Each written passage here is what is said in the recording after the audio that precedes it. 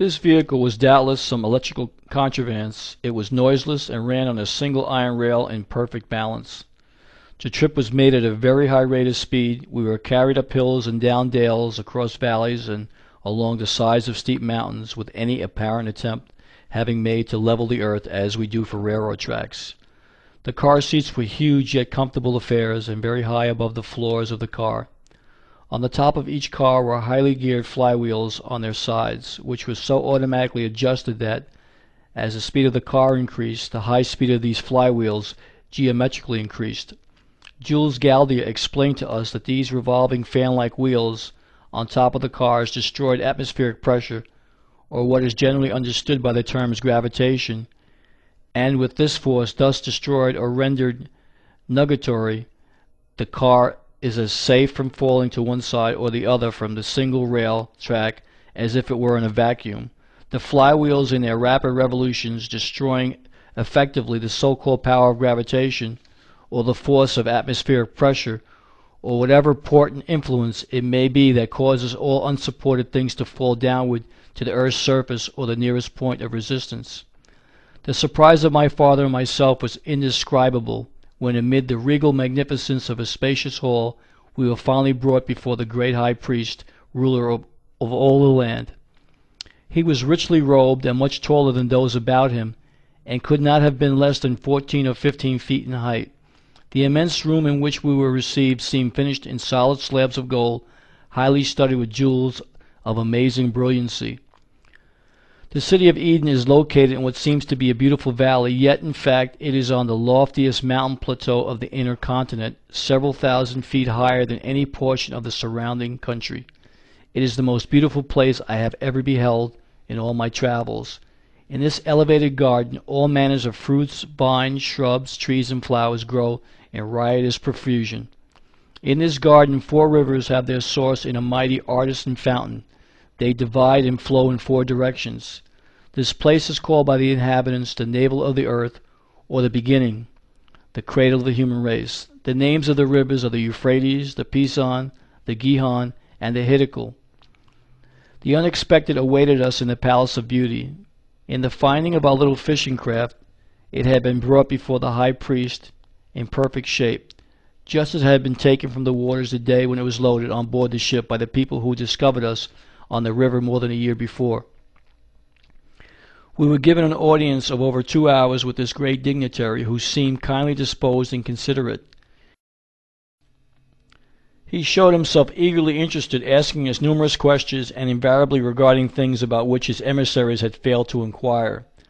At the conclusion of the interview he inquired our pleasure, asking us whether we wished to remain in his country, or if we preferred to return to the outer world, providing it were possible to make a successful return trip across the frozen belt barriers that encircle both the northern and southern openings of the earth. My father replied it would please me and my son to visit your country and see your people, your colleges and palaces of music and art, your great fields, your wonderful forests of timber, and after we have had this pleasurable privilege, we would like to try to return to our home on the outside surface of the earth. This son is my only child, and my good wife will be very weary waiting our return. I fear you can never return, replied the chief high priest, because the way is a most hazardous one. However, you shall visit the different cities with Jules Galdia as your escort, and be accorded every courtesy and kindness. Whenever you are ready to attempt the return voyage, I assure you that your boat, which is here on exhibition, shall be put in the waters of the river Hiddekel at its mouth, and we will bid you Jehovah's speed, thus terminating our interview with the high priest or ruler of the continent.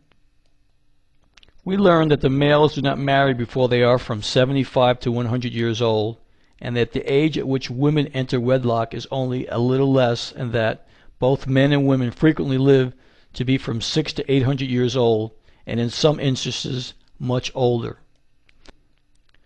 During the following year we visited many villages and towns, prominent among them being the cities of Nagai, Delphi, Hectia, and my father was called upon no less than a half-dozen times to go over the maps which had been made from the rough sketches that he had originally given of the divisions of land and water on the outside surface of the earth. I remember hearing my father remark that the giant race of people in the land of the Smoky God had almost as accurate an idea of the geography of the outside surface of the earth as had the average college professor in Stockholm. In our travels, we came to a forest of gigantic trees near the city of Delphi. Had the Bible said they were trees towering over 300 feet in height and more than 30 feet in diameter, growing in the Garden of Eden, the Ingersolls, the Tom Paines, and Voltaires would doubtlessly have pronounced the statement a myth. Yet this is the description of the California sequoia.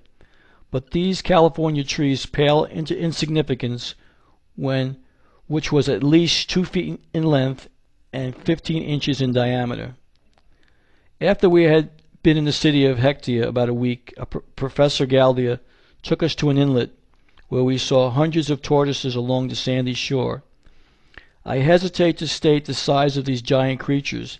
They were 25 to 30 feet in length, from 15 to 20 feet in width, and fully 7 feet in height. When one of these projected its head, it had the appearance of some hideous sea monster. The strange conditions within are favorable not only for vast meadows of luxuriant grasses, forests of giant trees, and all manners of vegetable life, but wonderful animal life as well. One day we heard a great herd of elephants. They must have been 500 of these thunder-throated monsters with their restlessly waving trunks. They were tearing huge boughs from the trees and trampling smaller growth into dust like so much hazel brush. They would average over 100 feet in length and from 75 to 85 feet in height. It seemed as I gazed upon this wonderful herd of giant elephants that I was living in the public library of Stockholm, where I had spent much time studying the wonders of the Miocene age.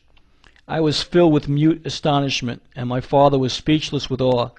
He held my arm with a protecting grip, as if fearful harm would overtake us. We were two atoms in this giant forest, and fortunately unobserved by this vast herd of elephants as they drifted on and away, following a leader as does a herd of sheep. They browsed from growing herbage, which they encountered as they traveled, and on and again shook the firmament with their deep bellowing.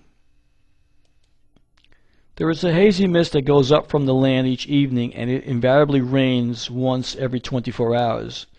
This great moisture and the invigorating electrical light and warmth account perhaps for luxuriant vegetation, while the highly charged electrical air and the evenness of climatic conditions may have much to do with the giant growth and longevity of all animal life.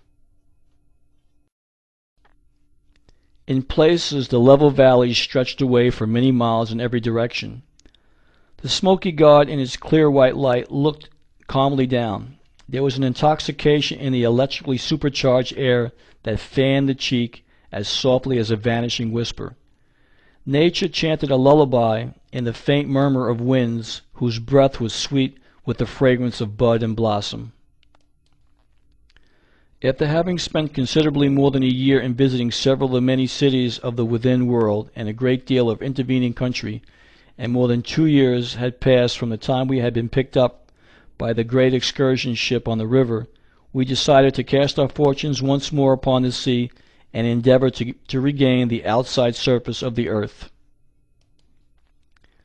We made known our wishes, and they were promptly followed.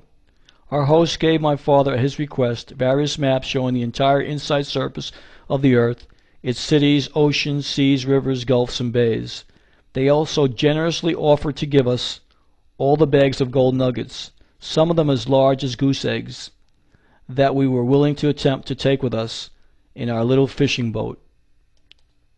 In due time we returned to Jehu, at which place we spent 1 month in fixing up and overhauling our little fishing sloop.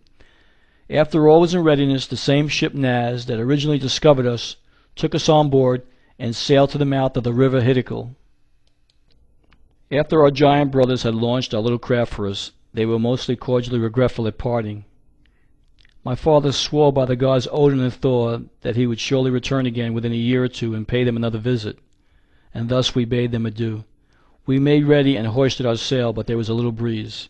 We would be calm within 1 hour after our giant friends had left, and we started then on our return trip home.